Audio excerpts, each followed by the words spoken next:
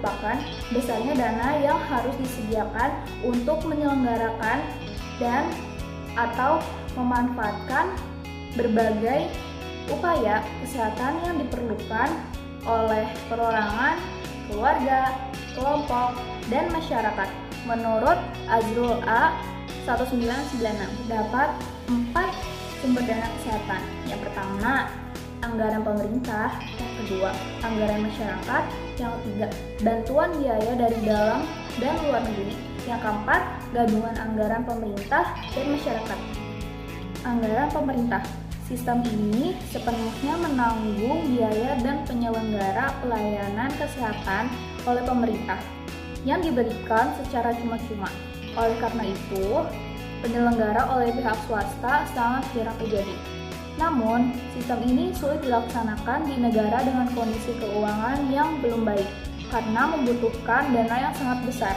Contoh, dana pemerintah pusat, dana pemerintah provinsi, dana pemerintah kabupaten kota, saha pemerintah dan BUMN, dan premi bagi Jamkesmas yang dibayarkan oleh pemerintah. Selanjutnya, anggaran masyarakat dapat berasal dari individual ataupun perusahaan. Sistem ini mengharapkan agar masyarakat swasta berperan aktif secara mandiri dalam penyelenggaraan maupun pemanfaatannya. Hal ini memberikan dampak adanya pelayanan kesehatan yang dilakukan oleh pihak swasta. Dengan fasilitas dan penggunaan alat-alat berteknologi tinggi disertai peningkatan biaya pemanfaatan atau penggunaannya oleh pihak pemakai jasa layanan kesehatan tersebut. Contoh, CSR atau Corporate Social Responsibility, pengeluaran rumah tangga baik yang dibayarkan tunai atau melalui sistem asuransi. Dan yang terakhir, hibah dan donor dari LSM. Selanjutnya, bantuan biaya dari dalam negeri dan luar negeri. Sumber pembiayaan kesehatan, khususnya untuk penata laksanaan penyakit-penyakit tertentu, cukup sering diperoleh dari bantuan biaya pihak lain. Misalnya, dari organisasi sosial ataupun pemerintah negara lain. Misalnya, bantuan dana dari luar negeri untuk penanganan HIV dan virus H5N1 diberikan oleh WHO kepada negara-negara berkembang, termasuk Indonesia. Yang terakhir, gabungan anggaran pemerintah dan masyarakat. Sistem ini banyak diadopsi oleh negara-negara di dunia karena dapat mengakomodasi kelemahan-kelemahan yang timbul pada sumber pembiayaan kesehatan sebelumnya. Tingginya biaya kesehatan yang dibutuhkan ditanggung sebagian oleh pemerintah dengan menyediakan layanan kesehatan bersubsidi. Sistem ini juga menuntut peran serta masyarakat dalam memenuhi biaya kesehatan yang dibutuhkan dengan mengeluarkan biaya tambahan. Lalu selanjutnya, alur pembiayaan kesehatan. Alur pembiayaan kesehatan dimulai dari mana sumber dana didapat, pemerintah atau swasta. Jika sumber dana sudah jelas, maka akan dikelola oleh agen pembiayaan, misalnya asuransi, yang nantinya dana tersebut akan digunakan oleh provider kesehatan, dokter, rumah sakit, dan dinkes, atau fungsi kesehatan, pengobatan pasien, pengelolaan rumah sakit. Sumber-sumber pendanaan kesehatan setiap negara berbeda-beda, sesuai dengan kebijakan yang diatur oleh negara masing-masing. Faktor situasional, struktural, kultural, dan lingkungan bisa mempengaruhi kebijakan publik. Manajemen pembiayaan kesehatan terdiri dari yang pertama input, sumber daya yang terbatas, kebutuhan kesehatan yang tidak terbatas. Yang kedua, proses manajemen, efisiensi pengguna sumber daya, pemilihan program kesehatan yang efektif. Dan yang terakhir, output atau outcomes, budgeting policy, dan sistem pembiayaan kesehatan, status atau derajat kesehatan. Perencanaan kesehatan. Perencanaan kesehatan adalah sebuah proses untuk merumuskan masalah-masalah kesehatan yang berkembang di masyarakat, menentukan kebutuhan dan sumber daya yang tersedia, menetapkan tujuan program yang paling pokok, dan menyusun langkah-langkah praktis untuk mencapai tujuan yang telah ditetapkan.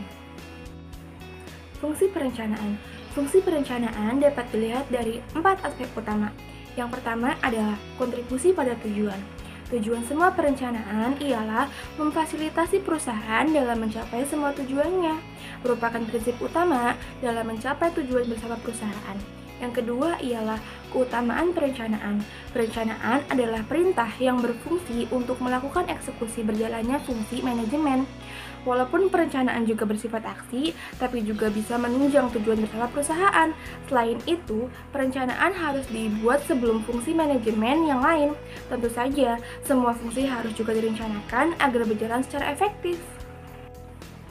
Yang ketiga adalah penembusan rencana. Pengenalan terhadap penembusan perencanaan melangkah jauh dalam mengklarifikasi pada bagian yang mempelajari ilmu manajemen menuju pembedaan antara pembuatan kebijakan, penyajian penuntunan untuk berpikir dalam membuat kebijakan, dan pekerja administrasi atau antara manajer dan pekerja administrasi atau pengawas. Dan yang keempat atau yang terakhir adalah efisiensi dari rencana. Efisiensi terhadap rencana diukur menurut kontribusi sejumlah rencana terhadap beberapa tujuan dan objektivitas sebagai hasil dari pengeluaran biaya dan konsekuensi lain yang diperlukan untuk merumuskan dan menjalankannya. Aspek-aspek dalam perencanaan dibagi menjadi 3. Yang pertama adalah hasil dari pekerja perencanaan. Hasil perencanaan disebut plan. Berbeda antara satu perencanaan kegiatan dan perencanaan kegiatan yang lain. Contoh, rencana kesehatan atau pendidikan. Yang kedua adalah perangkat perencanaan. Perangkat perencanaan atau mechanic of planning adalah suatu organisasi yang ditugaskan atau bertanggung jawab untuk menyelenggarakan pekerjaan pelaksanaan. Yang ketiga adalah proses perencanaan. Proses perencanaan atau process of planning adalah langkah-langkah yang harus dilakukan pada pekerja perencanaan. Unsur-unsur perencanaan menurut Manulang tahun 2009 dibagi menjadi 6, yaitu what apa, why mengapa, where di mana, when kapan, who siapa, dan yang terakhir adalah how bagaimana. What yaitu apa? Apa yang akan dicapai, tindakan yang harus dikerjakan untuk mencapai sasaran, sarana dan prasarana yang diperlukan harus memiliki penjelasan serta rinciannya. Yang kedua adalah why, mengapa. Mengapa hal itu menjadi sasaran? Mengapa ia harus melakukan dengan memberikan penjelasan? Mengapa ia harus mengerjakan dan mengapa tujuan harus dicapai? Yang ketiga adalah where, di mana. Di mana tempat setiap kegiatan perlu penjelasan dan diberikan alasan-alasannya berdasarkan pertimbangan ekonomis. Yang keempat adalah when, kapan. Kapan rencana akan dilakukan? Penjelasan waktu dimulainya pekerjaan, baik tiap-tiap bagian maupun untuk seluruh pekerjaan, harus ditetapkan standar waktu untuk memilih pekerjaan-pekerjaan itu. Nah, alasan-alasan diberikannya standar waktu itu harus jelas. Terus yang kelima adalah who, siapa? Siapa yang akan melakukannya? Jadi, untuk pemilihan penempatan karyawan, menetapkan persyaratan dan jumlah karyawan yang akan melakukan pekerjaan, luas wewenang dari masing-masing pekerja itu harus ditetapkan. Yang keenam atau yang terakhir adalah how, bagaimana? Bagaimana mengerjakannya? Perlu diberikan penjelasan mengenai teknik-teknik pekerjaannya. Jenis-jenis perencanaan kesehatan dibagi menjadi 3. Yang pertama, dilihat dari jangka waktu berlakunya rencana. Ada rencana jangka panjang atau long term planning yang berlangsung 10-25 tahun. Yang kedua, ada rencana jangka menengah atau medium range planning yang berlangsung 5-7 tahun. Dan juga ada rencana jangka pendek atau short range planning. Umumnya hanya berlangsung selama 1 tahun. Terus yang kedua itu dilihat dari tingkatannya. Ada rencana induk atau master plan, lebih menitik beratkan urutan kebijakan organisasi. Rencana ini mempunyai tujuan jangka panjang dan mempunyai ruang lingkup yang luas. Ada juga rencana operasional atau operational planning, lebih menitik beratkan pada pedoman atau petunjuk dalam melaksanakan suatu program. Terus juga ada rencana harian atau day-to-day planning. Yang ini itu lebih menitik beratkan pada rencana harian yang bersifat rutin. Jenis-jenis perencanaan kesehatan selanjutnya yang ketiga ada ditinjau dari ruang lingkupnya. Terdapat rencana strategis atau strategic planning berisikan uraian tentang kebijakan tujuan jangka panjang dan waktu pelaksanaan yang lama. Model rencana ini sangat sulit untuk diubah. Yang kedua terdapat rencana taktis atau tactical planning.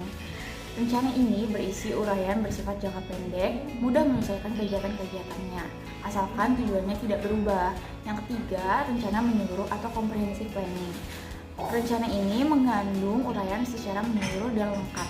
Yang keempat, terdapat rencana terintegritas atau integrated planning. Ialah rencana yang mengandung uraian yang menyeluruh bersifat terpadu, seperti dalam program lain di luar kesehatan. Yang selanjutnya ada proses perencanaan kesehatan. Itu ada identifikasi masalah. Nah, perencanaan pada hakikatnya adalah suatu bentuk rancangan pemecahan masalah. Oleh sebab itu, langkah awal dalam perencanaan kesehatan adalah mengidentifikasi masalah-masalah kesehatan masyarakat di lingkungan unit organisasi yang bersangkutan. Lalu, sumber masalah kesehatan masyarakat dapat diperoleh dari laporan kegiatan dari program kesehatan yang ada atau surveillance epidemiologi atau pemantauan penyebaran penyakit dan manajemennya. Yang kedua, ada menetapkan prioritas masalah. Nah, kegiatan identifikasi masalah menghasilkan segudang masalah kesehatan yang menunggu untuk ditangani. Keterbatasan sumber daya seperti biaya, tenaga, dan teknologi, tidak semua masalah tersebut dapat dipecahkan sekaligus. Jadi harus direncanakan pemecahannya. Untuk itu, harus dipilih mana yang visible untuk dipecahkan. Proses memilih masalah ini disebut memilih atau menetapkan prioritas. Yang ketiga, ada menetapkan tujuan. Terdapat tujuan khusus dan tujuan umum. Tujuan umum adalah suatu tujuan yang masih bersifat umum dan masih dapat dijabarkan ke dalam tujuan khusus. Dan pada umumnya masih abstrak. Contohnya, meningkatnya status gizi anak balita di Kecamatan Cibadak. Nah, untuk tujuan khususnya adalah tujuan-tujuan yang dijabarkan dari tujuan umum. Tujuan khusus merupakan tindakan untuk tujuan umum. Artinya, tujuan umum yang ditetapkan akan tercapai apabila tujuan-tujuannya khususnya tercapai. Yang keempat, ada menetapkan rencana kegiatan. Rencana kegiatan adalah uraian tentang kegiatan-kegiatan yang akan dilakukan untuk mencapai tujuan-tujuan yang telah ditetapkan. Pada umumnya, kegiatan mencakup 3 tahap pokok.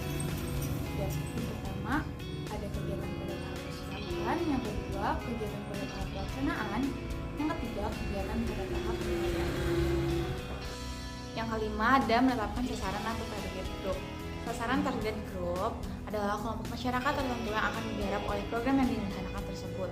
Sasaran program kesehatan biasanya dibagi dua, ada secara langsung dan secara tidak langsung. Untuk secara langsung adalah kelompok langsung yang dikenai oleh program tersebut. Contohnya, tujuan umum meningkatkan status gizi anak balita, maka sasaran langsungnya adalah anak balita. Untuk yang secara tidak langsung adalah kelompok yang menjadi sasaran antara program tersebut, namun berpengaruh sekali terhadap sasaran langsung. Contohnya, anak balita sebagai sasaran langsung, sedangkan ibu anak balita sebagai sasaran tidak langsung. Ibu anak balita, khususnya perilaku ibu dalam memberikan makan yang bergizi kepada anak, sangat menentukan status gizi anak balita tersebut. Selanjutnya ada program perencanaan kesehatan di Indonesia. Yang pertama ada program Indonesia Sehat, terdiri atas 3 komponen, yaitu paradigma sehat, penguatan pelayanan kesehatan primer, dan jaminan kesehatan nasional. Program ini bertujuan untuk meningkatkan akses masyarakat kurang mampu terhadap pelayanan kesehatan. Yang kedua, terdapat Kartu Indonesia Sehat atau KIS. Program ini diluncurkan pada tahun 2014 dan bertujuan untuk memastikan masyarakat kurang mampu mendapat manfaat pelayanan kesehatan melalui Jaminan Kesehatan Nasional atau JKN. Program selanjutnya yang ketiga ada Nusantara Sehat atau NS. Program ini berfokus pada peningkatan jumlah, sebaran, komposisi, dan mutu tenaga kesehatan berbasis tim yang memiliki latar belakang yang berbeda. Program ini tidak hanya berfokus pada kegiatan kuratif, tetapi juga pada promotif dan preventif untuk mengamankan kesehatan masyarakat. Yang keempat, ada Jampersal, Jamkesmas, dan pengembangan Puskesmas. Program ini telah menjadi percontohan di beberapa negara ASEAN, termasuk Filipina. Program ini bertujuan untuk meningkatkan akses masyarakat terhadap pelayanan kesehatan.